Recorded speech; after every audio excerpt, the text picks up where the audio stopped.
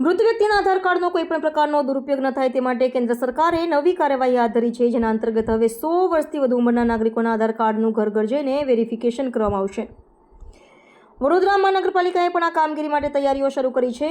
આ પ્રક્રિયા ફક્ત વડોદરા જ નહીં પરંતુ સમગ્ર રાજ્ય, શહેરો, તાલુકાઓ અને ગામડાઓમાં પણ હાથ ધરાશે. શહેરી વિસ્તારોમાં મહાનગરપાલિકા અને ગ્રામ્ય વિસ્તારોમાં કલેક્ટર કચેરીના કર્મચારીઓ વેરિફિકેશન કરશે. જો કોઈ વૃદ્ધ વ્યક્તિ તે સરનામે ન રહેતી હોય તો તે અંગેની નોંધ પણ લેવામાં આવશે. જેઓ 100 વર્ષથી વધુ ઉંમરના હતા પરંતુ હવે મૃત્યુ પામ્યા છે અને તેમનું આધાર કાર્ડ હજુ સિસ્ટમમાં સક્રિય છે, તેમના પરિવારજનો પાસેથી મૃત્યુ પ્રમાણપત્ર લઈને તેને ઓનલાઈન અપલોડ કરવામાં આવશે. ત્યારબાદ તે આધાર કાર્ડ રદ કરવામાં આવશે, જેથી કોઈ પણ અન્ય વ્યક્તિ દ્વારા તેનો ખોટો ઉપયોગ ન થઈ શકે. મ્યુનિસિપલ કોર્પોરેશનના સેન્સસ ઓફિસર સમીક જોશીના જણાવ્યા મુજબ વડોદરામાં હાલ 100 વર્ષથી ઉંમર ધરાવતા 61 નાગરિકો છે, જેમનું પ્રથમ તબક્કામાં વેરિફિકેશન થશે. ત્યારબાદ તબક્કાવાર અન્ય વિસ્તારોમાં પણ આ કાર્યવાહી હાથ ધરાશે. આ માટે વસ્તી ગણતરી વિભાગની 3 ટીમો વડોદરા શહેરમાં ઘર ઘર જઈ તપાસ કરશે. સાથે જ નાગરિકોને અપીલ કરવામાં આવી છે કે સર્વે માટે આવનાર કર્મચારીઓની ઓળખ જરૂર ચકાસવી, જેથી કોઈ લેભાગુ તત્વો આ પ્રક્રિયાનો ખોટો લાભ ઉઠાવી ન શકે. સરકારનો ઉપક્રમ ડેથ સર્ટિફિકેટ તથા આધાર ડેટાના ખોટા ઉપયોગને અટકાવવાનો મહત્વપૂર્ણ પ્રયાસ છે. હાલમાં આધાર કાર્ડ અપડેશનની જે કામગીરી ચાલી રહી છે, આધાર કાર્ડ જનરેશનની કામગીરી ચાલી છે, એ મુજબ 18 વર્ષથી વધુ ઉંમરના જેટલા લોકો છે એમનું નવું આધાર કાર્ડની પ્રોસિજર ચાલે છે. એમાં વેરિફિકેશન આવે છે કે એમને ફિઝિકલ વેરિફિકેશન કરવામાં આવે છે. એ જ અંતર્ગત હાલમાં વડોદરા મ્યુનિસિપલ કોર્પોરેશન સંચાલિત જેટલો વિસ્તાર છે એમાં 100 વર્ષથી વધુ ઉંમરના લોકો કે જે હયાત છે કે નહીં તેની ખાતરી કરવા અંગેનો સર્વે ચાલી રહ્યો છે.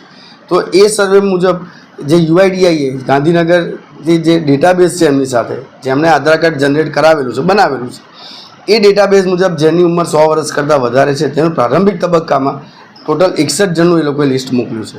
એ 61 જણનું અમે ટેલિફોનિક સંપર્ક કરીશું.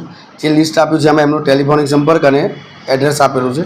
જે તે સમયે રજિસ્ટર નંબર છે, ધારો કે એમનો નંબર વચ્ચે બદલાઈ ગયો અને સંપર્ક નથી થઈ શકતો તો એડ્રેસના આધારે અમે એમને ત્યાં જે અમારી ટીમ જશે એ ફિઝિકલ વેરિફિકેશન કરશે. જો એ લોકો હયાત હોય તો એમની સાથે એમનો ફોટોગ્રાફ, એમની ડિટેલ્સ અમારે મોકલવાની આવશે.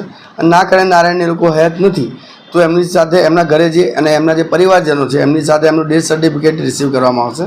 ડેથ સર્ટિફિકેટનો ફોટો પાડવામાં આવશે અને એ ડેથ સર્ટિફિકેટનો નંબર, ડેટ ઓફ ડેથ અને એમનું જે વિગતો છે એ બધી અમારે અપલોડ કરી અને ડિટેલ્સ સબમિટ કરવાની આવશે. બીજું આપના માધ્યમથી એક વિનંતી છે કે લેભાગુ તત્વો સર્વે કરવા આવે તો મહેરબાની કરીને કોઈ રિસ્પોન્ડ કરતા નહીં, એમને એન્ટ્રી ના આપતા.